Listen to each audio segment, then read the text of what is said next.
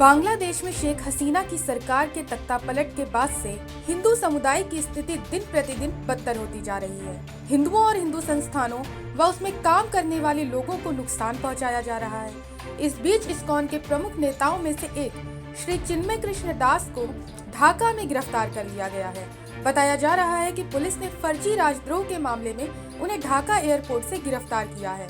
जानकारी के अनुसार पुलिस उन्हें विदेश की यात्रा नहीं करने देना चाहती है। इस बीच बांग्लादेश इस्कॉन द्वारा एक बयान जारी करते हुए चिन्मय कृष्ण शास्त्री की गिरफ्तारी की निंदा की गई है। साथ ही सरकार को शांतिपूर्ण तरीके से साथ रहने का आह्वान किया गया है। बांग्लादेश में सनातन धर्म के लोगों पर हो रहे अत्याचार को लेकर बांग्लादेश इस्कॉन द्वारा मांगों की एक लिस्ट को भी जारी किया गया है। ऐसे में सवाल ये है कि जहां दुनिया भर में 100 से ज्यादा मंदिर और करोड़ों भक्त हैं, वहां आखिर बांग्लादेश में ही हिंदू निशाने पर क्यों रहते हैं। साथ ही सवाल ये भी है कि बांग्लादेश ने इस्कॉन के चिन्मय के साथ ऐसा क्यों किया। दरअसल बांग्लादेश में इस साल अगस्त में सियासी उलटफेर के बीच अल्पसंख्यकों पर हमलों की एक सीरीज देखी गई थी, जिसमें कई हिंदुओं के घरों को तोड़ा गया था। अब चिन्मय कृष्ण दास की गिरफ्तारी के बाद फिर से इसी हमले के हालात नजर आ रहे हैं। आपको बता दें कि 26 नवंबर को अदालत के बाहर दास की वैन को उनके समर्थकों ने घेर लिया था, जिसके बाद चटगांव में हजारों लोग अदालत परिसर में जमा हो गए थे और दास की रिहाई की मांग कर रहे थे। पुलिस ने प्रदर्शनकारियों पर लाठीचार्ज किया तो हिंसा भड़क उठी। चटगांव बार एसोसिएशन के अध्यक्ष नाजिम चौधरी ने बताया कि हिंसा में वकील सैफुल इस्लाम आलिफ की हत्या तक कर दी गई है। मीडिया रिपोर्ट्स के अनुसार अदालत परिसर में हिंसा के बाद चटगांव में 3 हिंदू मंदिरों को निशाना बनाया गया। इनमें फिरंगी बाजार का लोकोनाथ मंदिर, हजारी लेन का मानसा माता मंदिर और काली माता मंदिर शामिल है। ढाका विश्वविद्यालय में भी वकील की हत्या के विरोध में मार्च निकाला गया। इस दौरान इस्कॉन विरोधी नारे लगाए गए, जिस पर हिंदू समूहों का कहना है कि यूनुस के नेतृत्व वाली अंतरिम सरकार बंगाली हिंदुओं को निशाना बना रही है।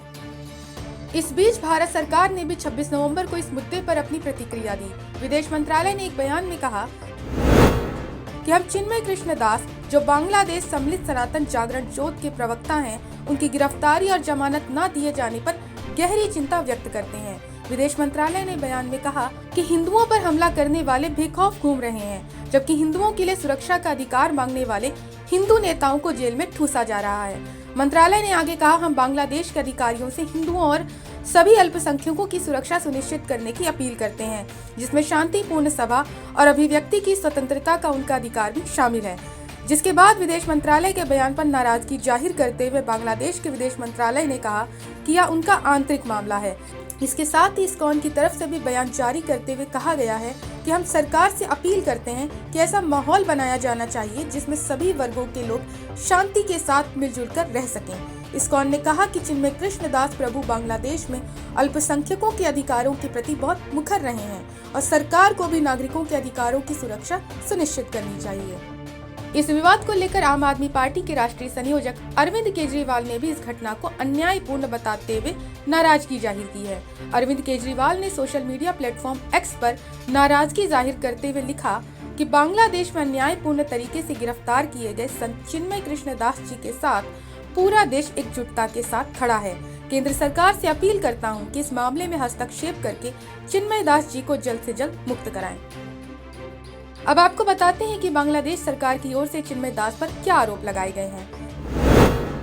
दरअसल चिन्मय कृष्ण दास बांग्लादेश में हिंदुओं के अधिकारों की रक्षा के लिए मुखर आवाज रहे हैं। उन पर सरकार के खिलाफ बोलने और अल्पसंख्यक अधिकारों की वकालत करने का आरोप है। चटगांव की कोतवाली थाने में 30 अक्टूबर को चिन्मय दास समेत 19 लोगों के खिलाफ मामला दर्ज किया गया था।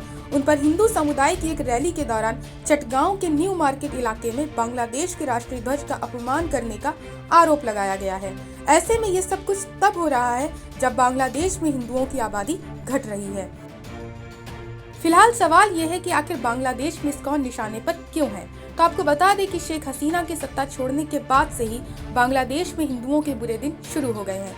बांग्लादेश में हिंदू अल्पसंख्यक हमेशा उपद्रवियों और दंगाइयों का आसान निशाना बन जाते हैं। बांग्लादेश में हिंदुओं के खिलाफ कार्रवाई को इस्कॉन और चिन्मय दास उठाते रहे। ऐसे में बांग्लादेश में इस्कॉन की लोकप्रियता लगातार बढ़ी है। यहाँ पर उसके फॉलोवर्स में बढ़ोतरी हो रही है। हिंदुओं के कई त्योहार में इस्कॉन बढ़ चढ़कर हिस्सा लेता है, जन्माष्टमी में तो खास तौर से। इसके साथ ही वो जरूरतमंदों को राशन भी मुहैया कराता है। ऐसे में मोहम्मद यूनुस को इस्कॉन का यही प्रचार और प्रसार और इस्कॉन का बांग्लादेशी हिंदुओं को जागरूक करना रास नहीं आ रहा है। उनके सत्ता में उनके आने के बाद से ही हिंदुओं पर हमला बढ़ा है। इस्कॉन तो खास तौर से उनके निशाने पर है। उस पर बैन की मांग भी उठी है और यही कारण है कि वो बौखलाहट में उसके खिलाफ एक्शन ले रहे हैं। Bureau report, Punjab Kesari TV. हमसे जुड़े रहने के लिए हमारे YouTube चैनल को सब्सक्राइब करें और नई वीडियो की नोटिफिकेशन के लिए बेल आइकॉन को दबाएं।